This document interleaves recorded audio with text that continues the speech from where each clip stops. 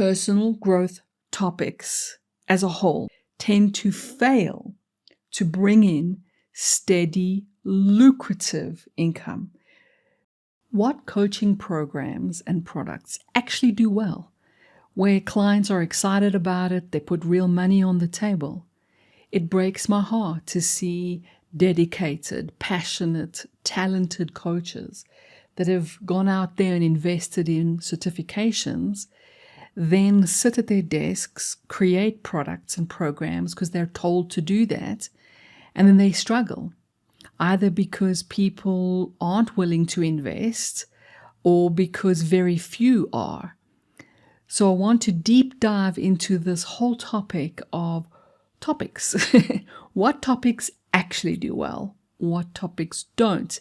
And you may be surprised, because I want to also focus on the biggest mistake that I've seen. And that is this: coaches love personal growth. Yes, we do. We love personal growth topics, everything from life purpose to relationships.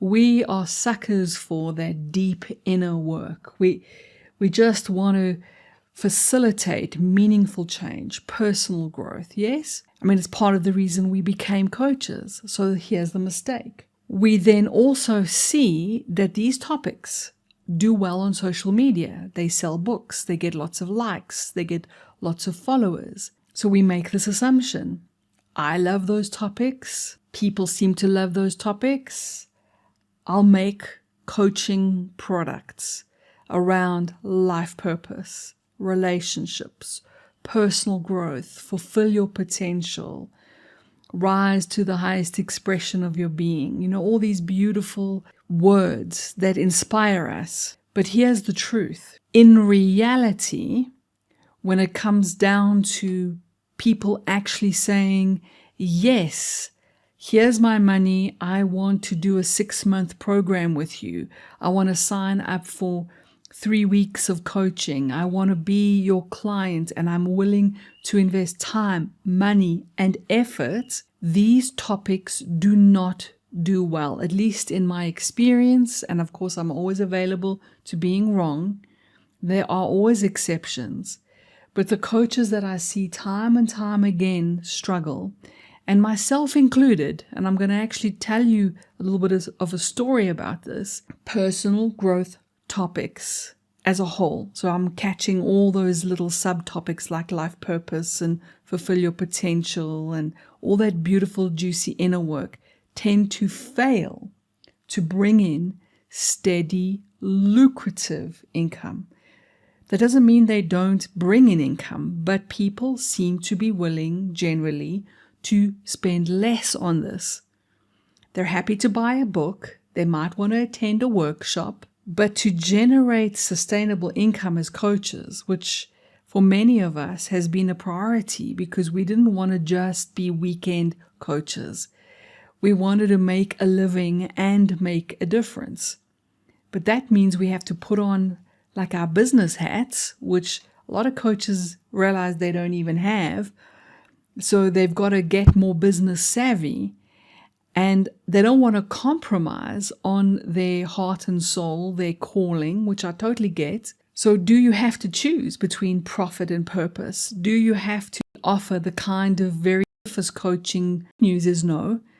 There is a way to do this, but it may require an adjustment of your perspective and the way you see this. So let me be clear here. The mistake that I have seen time and time again and that I've made myself is that because we love personal growth topics, we therefore make personal growth programs and products.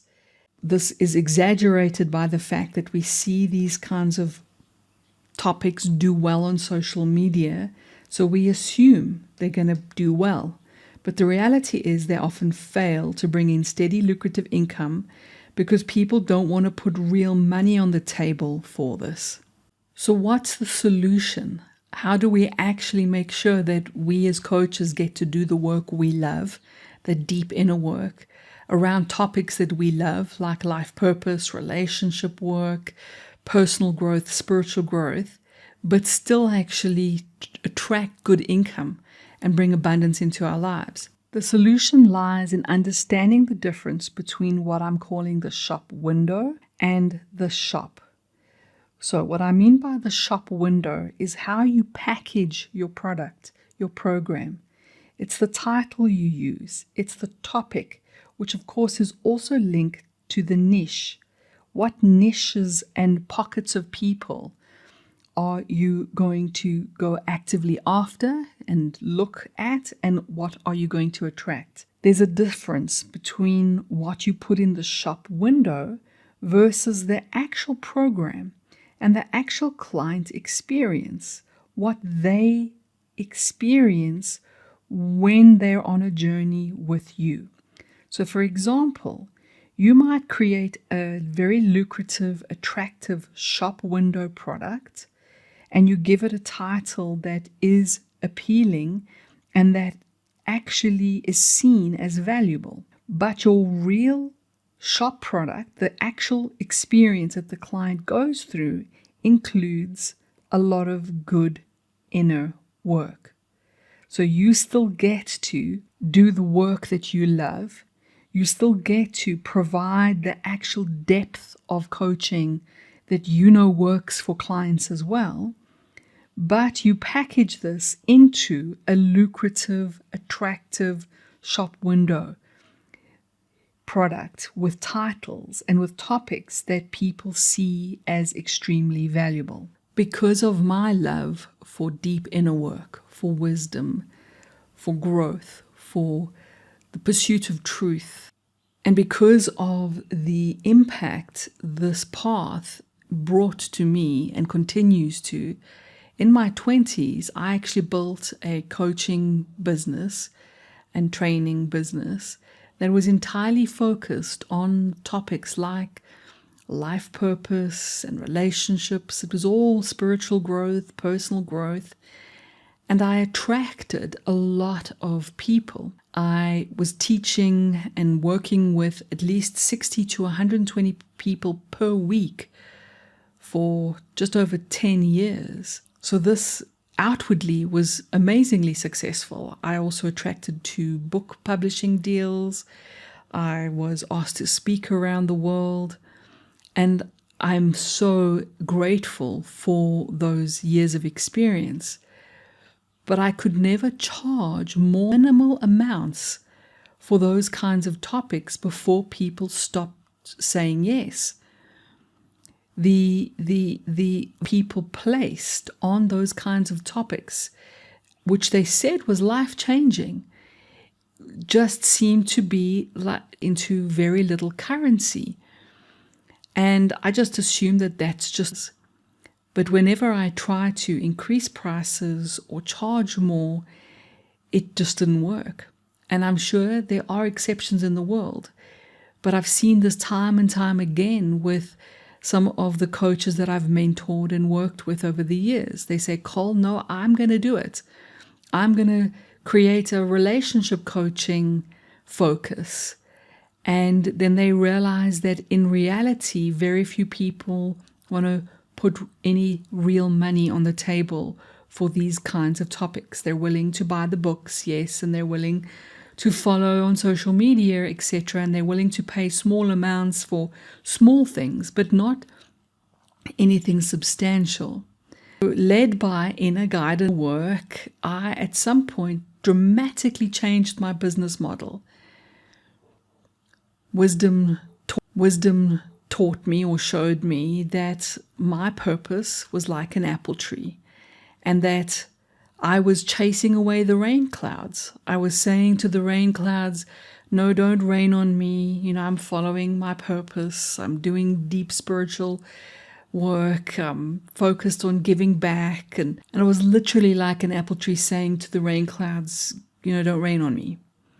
And I was led, guided through wisdom, through clear seeing, to heal this divide between purpose and profit. So when I took the heart and soul of the work that I loved, but learned to create a different shop window for it, use different language for it, for the last 20 years, now I'm in my early 50s, I have had the privilege and the fortune of doing meaningful, deep work, still working with purpose, still working with intuition and wisdom, but in the context of products that people are willing to not only invest good money in, which has meant I've been able to breathe a sigh of relief and pay for my children to go through good schooling and live a good, comfortable life with abundance.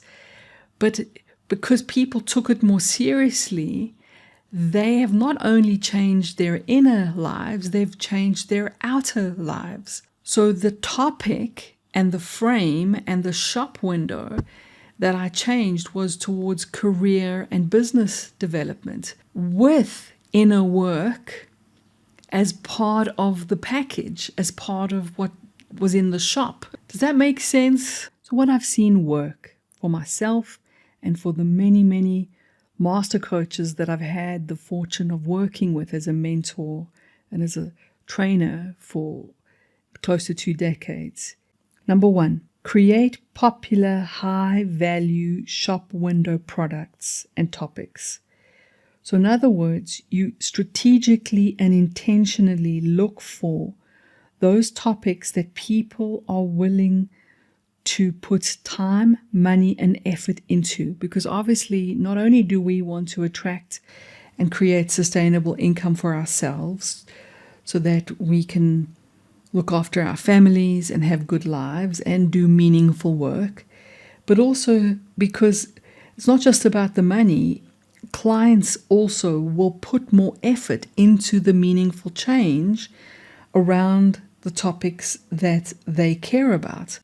So what topics are people willing to put money, time, and effort into? I've seen that career-related topics, so anything that helps further people's career, their income potential, and therefore also business.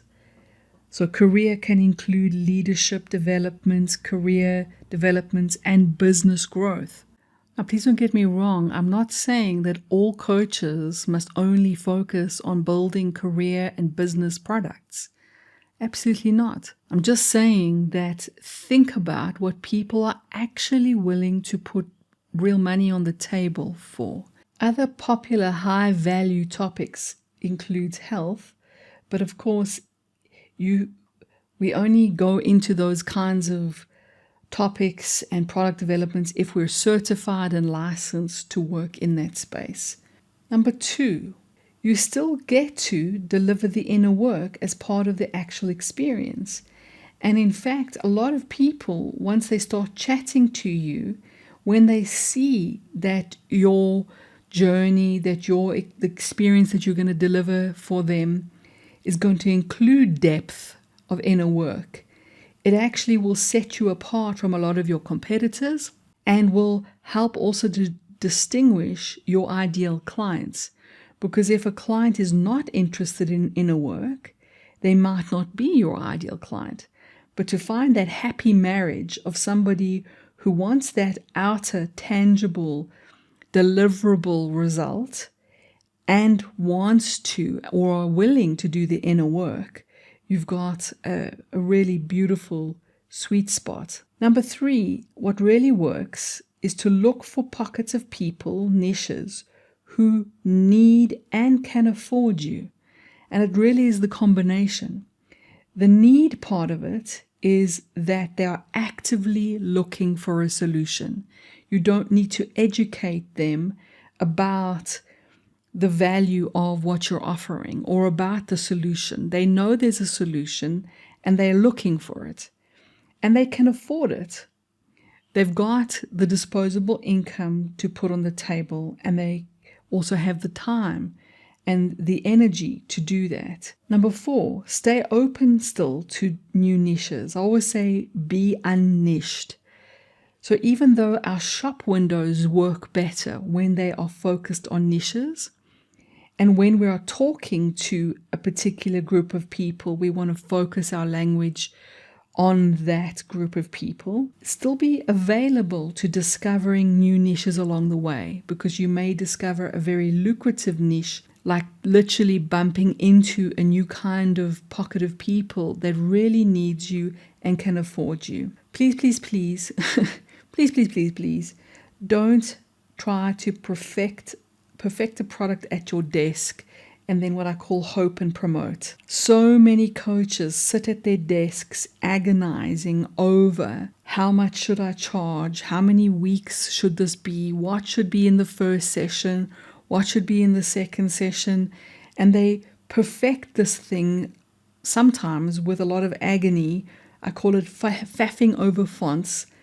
Then they promote and hope, and 9 out of 10 times this really just fails. And then they're disillusioned and disappointed. I'll sing this, I'll shout this from the rooftops. Instead, have sticky conversations and custom co-create the solution. Yes, you will need lots of quality, unique tools to do this. Yes, you will need master coaching skills to do this. But if you've got the tools and the skills, the ability to custom co-create and have sticky conversations can open up massive opportunities, secure you clients, build you a successful coaching business, and even more importantly, serve your clients at the highest level.